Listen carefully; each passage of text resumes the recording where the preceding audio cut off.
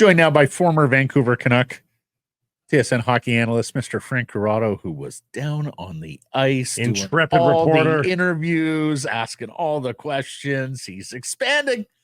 Yeah, you guys, you can call me a reporter, a broadcast journalist, and Matt, we can call you Ace. What's happening, Ace? Thank you, buddy. Appreciate it. I guess you still answering Carter's line. Hey, blah blah blah. It's Ace. Hey, Frank. It's Ace. That's I expect nothing less from you now. Every time you introduce yourself, hey, it's Ace Sekeres. Stop. What was it? Pitching wedge from 110? Yeah, right. I'll give it like this was. It was a big boy. It's an easy hole that wasn't set up easy that day. It was a good hole one. Attaboy. Congratulations. That's awesome. Thank you. But it's not about me, Frank. It's about you. Or it's at least about the Florida Panthers and Lou. We caught the conversation. What was it like being down there and taking that in, and particularly your moments there with your ex-teammate here in Vancouver, Roberto? Yeah. I mean, listen. So I was with McLennan, who's one of his best friends, ex-teammates. Duthie and Lou are pretty tight, and I think Lou looked at me and kind of did a double take. It's like, I kind of think I know this guy. I can't really place him. But anyways, it was nice. We had the group hug after. You know what it feels like when you're down on the ice there, and it was a new experience for me. You feel like you're almost imposing on all these other people's incredible moment, and you're almost like, okay, am I in the way? Are we pestering people? Are we bothering people? And like when you play, right? Like your kind of dream goal is to win the Stanley Cup. So it's really cool to be around, that celebration and all that stuff, but it kind of almost feels like you're maybe not hijacking it, but you're like, these guys earned this moment. I played in the league. Now I'm standing on the ice next to them while they've earned it. It's a weird feeling. If you feel like a pigeon a little bit, which is a very normal feeling for me. By the time you guys got out there, I think it was appropriate. It's a little bit tougher when you're broadcasting the game and you're out there immediately after, because then the players want nothing to do with you. They are still in the throes of the intense celebration. You guys, because you're not the rights holder, get invited, a few minutes later. Yeah. And by that point, they've had their moment. I think they're ready to chat about it at that point, aren't they? Pretty much. Yeah. Everyone. And you know what? All the families are out there, the kids. It's really cool. Like, I think it goes from, the team celebrating with each other to sharing it with all the people that, really sacrifice and, have to be the support system for all these guys. And it was pretty cool. Like, we got some great quotes from, like, we got to talk to Lou, Verhaeghe, Bennett, Tkachuk. The thing that those three guys said, and they all used the same word, free. Like, they felt like in game 7, for some reason, they were able to play more free than they did in games 4, 5, and 6. And I mean, it showed. Like, I would describe it this way: the Florida Panthers were more like the Florida Panthers than the Edmonton Oilers were like the Edmonton Oilers in that game 7. Like, whatever the Panthers do that makes them great, they did it in game 7, and the Oilers couldn't do what makes them great in game 7. And the opposite was true. The opposite was true in game 7, and that the Oilers, for the first time, they had the pressure of trying to win the cup. Right. For 3 nights, they just had the pressure of not losing the cup. They had no expectation of, no, we can't do it, right? Then all of a sudden, you can win the cup tonight. It changed for them too. Yeah, and the other thing, like, so their focus, which is a great point you make, their focus in game 7 was not singularly just on what's happening on the ice anymore. Now they had to deal with what Florida was dealing with, where games 4, 5, and 6, family was flying to Edmonton, to Florida, to Edmonton, like dealing with all that kind of stuff, still having to play the game. That was the first time they were really on an equal playing ground as far as what's happening on the ice and off the ice, because Edmonton had to do that. Actually, Matthew Tkachuk brought up a good point with us too. And he noted that last year they had to do the extra flight because they had to go start the series in Vegas. And he felt like that extra flight, played a little bit of a factor. And he goes, that extra flight for Edmonton, don't kid yourself. Like, that's a 6-hour flight, whatever it is. He goes, that's something we remembered from last year in that series, and they had to do it and we didn't. Yeah. We were kicking this around yesterday, Frank, and perhaps it's not as obvious with this Panthers team as it has been with previous Cup champions, but are there any Stanley Cup lessons here, like in terms of team building, in terms of style of play? Like, is there anything that jumps out to you that you think other teams might mimic going forward or try to mimic in pursuit of a cup? You have to defend at a very high level with a lot of urgency to do so. And, I think it's great in the regular season. You got teams that play, run and gun, a lot of point getters, all that kind of stuff. Let me ask you something. So stay with me here. I'm gonna galaxy brain this for you for a second. Game 7, Stanley Cup Final.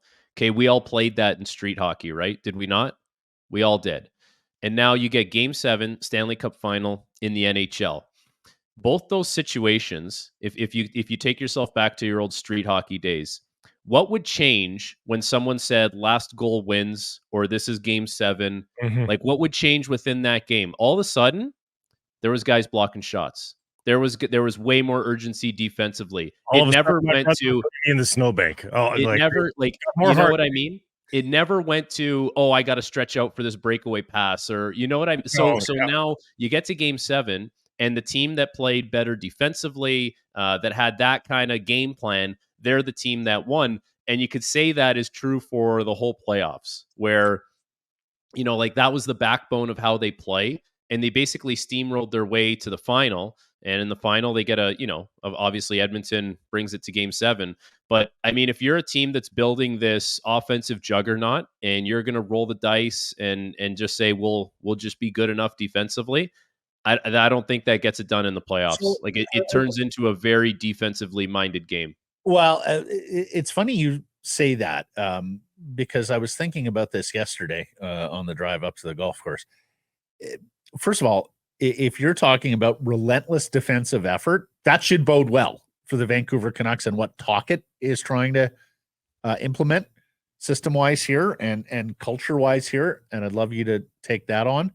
But also, Frank, please don't tell me this is a turn back to defensive hockey, because the long history of Stanley Cup champions, offense has carried the day over defense for the most part. Typically, the best offensive players break through and win cups, if not multiple cups. The Jersey Devils trap teams, the St. Louis Blues that didn't really have a pure premium offensive superstar or at least offensive center ice superstar. They have been the outliers. But that's the double-edged sword. Is you need offense to break through the great defense. Well, is the forecast more that people are going to look at this and go, "Wow, the way Maurice got them all to play defense"? Are we taking a turn back to defensive hockey? I don't think we're taking a turn. Like, you still need superstars, you still need offense. No one's going to deny that. Getting that group or those types of players to buy into it means a lot. Like, look at the Oilers. The Oilers didn't change anything about their core. It's the same core that had been going out there and losing to Vegas at 5-on-5 and getting steamrolled by Colorado, right? But they surrounded them with some different players, but as a group, that team bought into defense is going to come first, and then we're going to play our offense next, and we're restricted when we do so. So I don't think it's a change in the way the game necessarily needs to be played tactically, X's and O's, where all of a sudden now we're going back to the New Jersey Devils of the early 2000s. I just think it's a mentality for those top guys to say that priority number one is going to be being on the right side of the puck. It's going to be making sure I got to take this hit to make the play, or I got to make the hit. That's the number one priority. And then the other offensive stuff, which might come a little easier to guys, that's going to sort itself out at the right time. But I think that's more, it's about getting your offensive guys and the group as one to do that first and everything second. So how similar is that to your understanding to what Tocchet's trying to do here with the Canucks? I mean, he's not a dumb guy. Like, he's a pretty smart coach. Like, you guys listen to him talk all season long. The stuff he talks about, like, he's very honest, but he's right about a lot of the stuff that he's saying. So, that's exactly the kind of stuff that he's trying to hammer home. It's like you have these certain non-negotiables that you just do away from the puck, that you do when you take care of the puck, and make the right plays with it. And then that will lead to your opportunities. If you start forcing things offensively, now, instead of instead of the other team having to work to get the puck back, it's bonus time for them because they got the puck back. Like, okay, let's talk about Game 7. Okay, so we're sitting there in the first period, and I'm writing down my biggest takeaways of that period. So Florida was more physical. Florida looked faster than they had in the last 3 games. That was for sure. The other thing that really came to mind was the top 2 lines for the Panthers played the best first period, and they played their best game that they had played in a while. But the thing that I thought about after was, how come McDavid didn't have the puck much in the first? Mhm. Like, how come I didn't see that? And then it dawned on me, those first 2 lines for the Panthers, when they had the puck, they connected more, whether it was, tape to tape stuff or putting it to an area where someone can skate onto it. So, kind of executed better with the puck. Edmonton wasn't able to just, get it and send McDavid, get it and send Draisaitl and whoever. Like, they had to work to get it back. So skill is still going to be a big part of it, Matt, because if you don't have skilled players, you can't do that. You can't put the puck to places where you're going to get it back. You can't make all those plays and execute. But Florida, the 3 previous games, it was like, shovel this into the middle. Nope, Edmonton has it. Puck off the wall, doesn't work. Edmonton has it. Pinch, no support. Edmonton has it. That wasn't happening in Game 7. Right. So as much as it's defensive minded, but still with your skill involved, if that makes sense. That's exactly where I was going to go, is that it's an evolution. We talked about this a couple of days ago that, for years, the big man was starting to get doubted a little bit. And we were starting to tote the, smaller players are getting a chance because they're speedy and they're skilled. But now the big guys are also speedy and skilled, and it was sort of an evolution to that perfect player. I wonder if we're going to take an overarching lesson that I can hear here, is that you want a superstar that is super defensively responsible as well. Like, Are we in the Patrice Bergeron era here that he ushered in, where unless you're Connor McDavid, and even if you're Connor, you've got to play defensively as well, and that's what Barkov does. I think Barkov's a very interesting conversation now. Like, he was outstanding in the playoffs, and I agree with you. Like, and McDavid and the Oilers this year, that was the thing that really clicked for them. That was the thing that really changed, was that the leaders were going to buy into this kind of, we're going to defend hard, and we've learned over the years in our experiences that what we're doing is not working, so we kind of have to do it a different way. Like, and I think we talked about this, but it's worth reiterating. Sasha Barkov, every year NHLPA players poll comes out and the players keep saying he's underrated.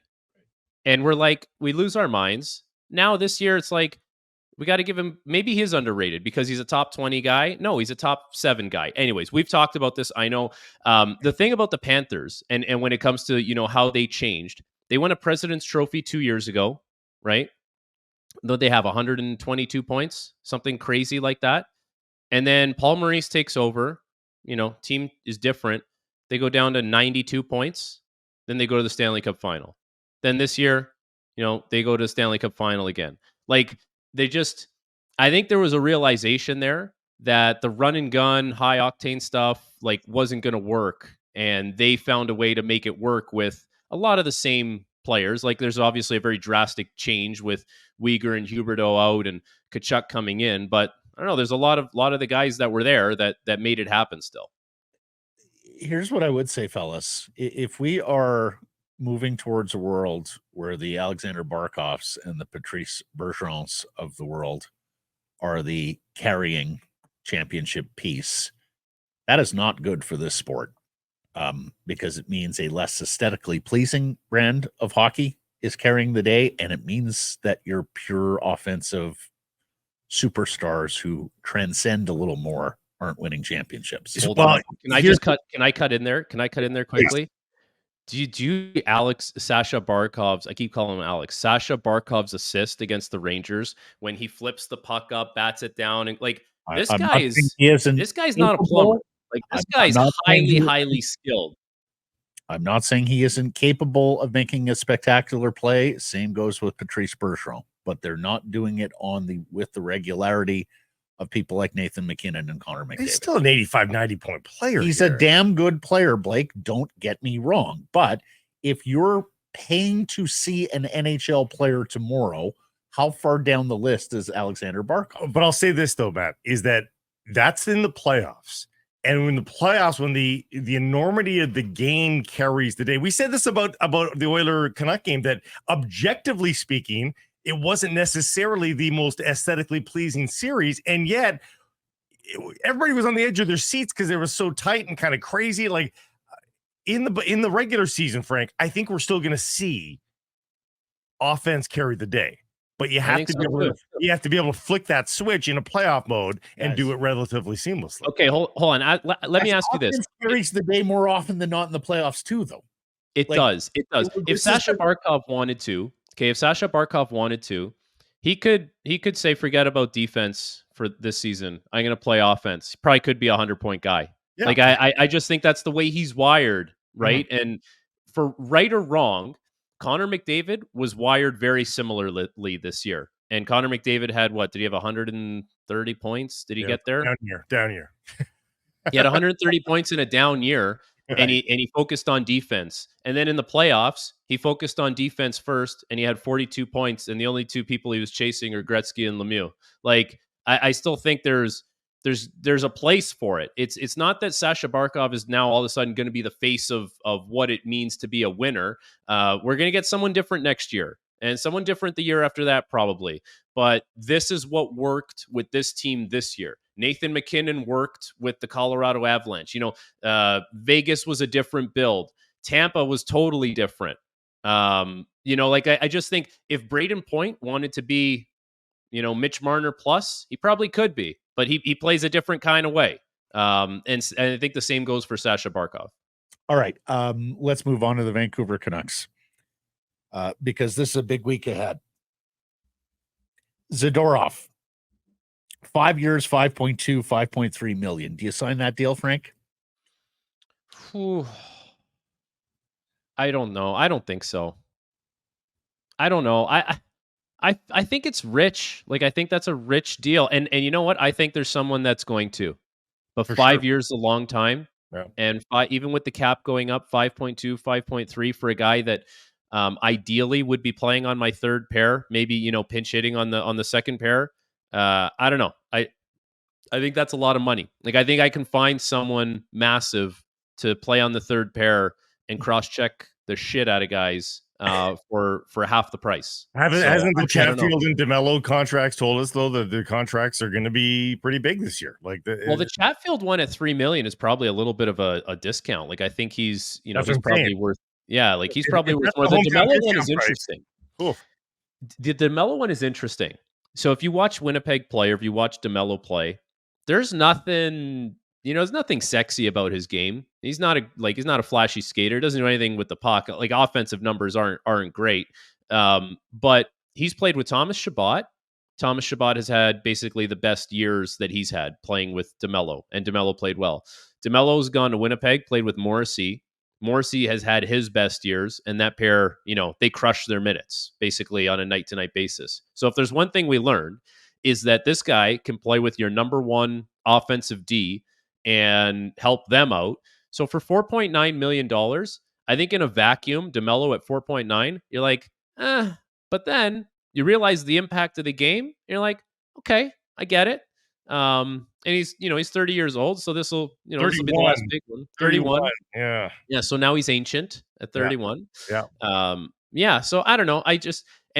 So now the market's set, right? So I think for UFA, right? So DeMello's a first pair guy. He's getting 4.9. But Zadorov's massive. He was really good in the playoffs. He can do things that other guys can't do. So does that put him at the same price or more?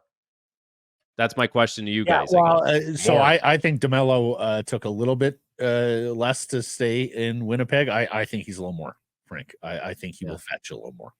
At least. Yeah, I could see that. I could see it. I think someone ultimately is going to give Zadorov more than $5 million, and maybe they tack on an extra year. Like 5 years feels like a lot too, but I would be wanting to go less. But he's like, listen, he's been banging the drum, right? Like we know there's going to be demand for him, and I'm curious to see who goes there with him and what team they are and where they're at in their kind of place in the league. Would you go to 4 years for Chris Tanev? I would go to 5 or what? Would you? Yes, and I'll tell you why. Wow. If you have money, if you're a team that has money, if I'm a good team and I want to win, I would be willing to tack on extra years for Chris Tanev. You know why?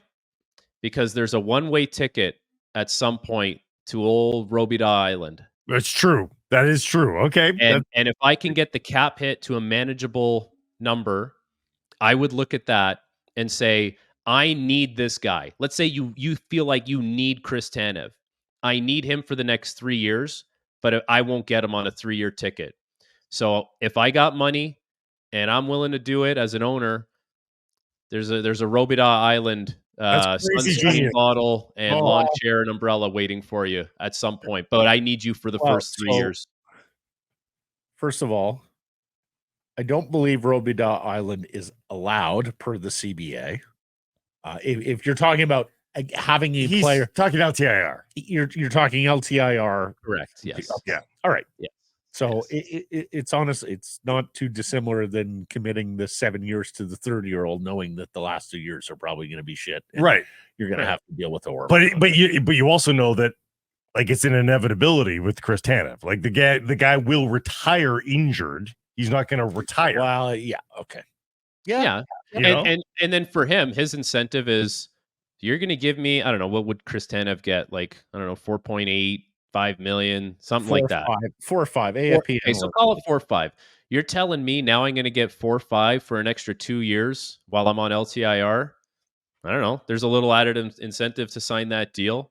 I think you would need, the right owner to do that, who'd be willing to part with that kind of money. But anyways, that's my long way of saying I would really want Chris Tanev. And sure, yes, I'd be willing to have him for 3 years. It's a good frame. Last scouting report for me, Tyler Toffoli. Because he works, the guy has an uncanny ability to put the biscuit in the basket, and yet he doesn't have any one particular skill that leads you to believe how he gets it done. Like, he's just got a nose for the net. He's got a decent shot, but he doesn't move well. He's got pretty good hands. He's good in short areas. He kills penalties too, or he did. Like when he was in LA, he was killing penalties. But that foot speed is only going one direction, Frank. It's got He's 32, coming off 33 goals, and the AFP analytics prediction is 4 by 6 million for Toffoli. I would think he gets less than that.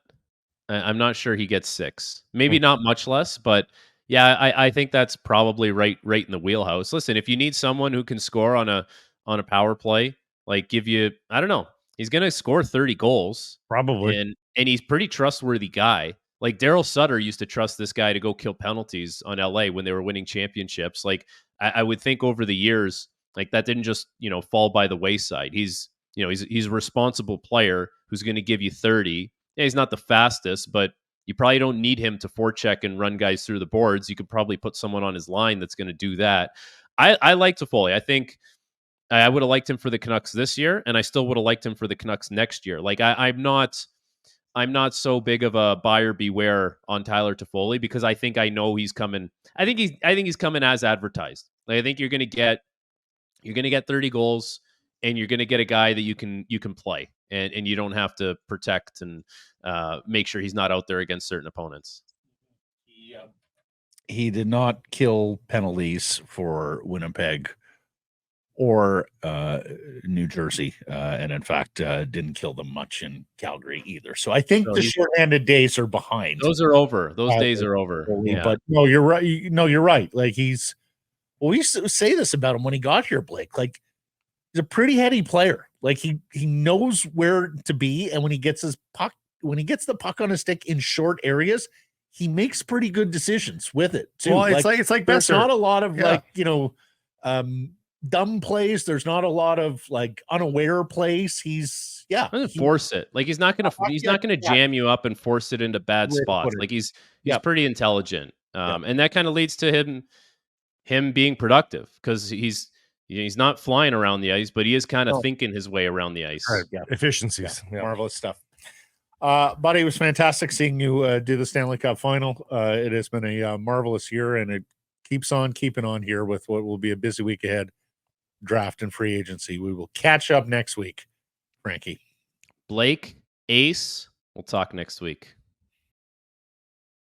Hey, everybody, if you're enjoying what you're seeing here, then follow along with Sekeres and Price on YouTube. I promise more content coming. The kids call it subscribe on YouTube. Well, how about liking it? Do that as well. Smash it right now.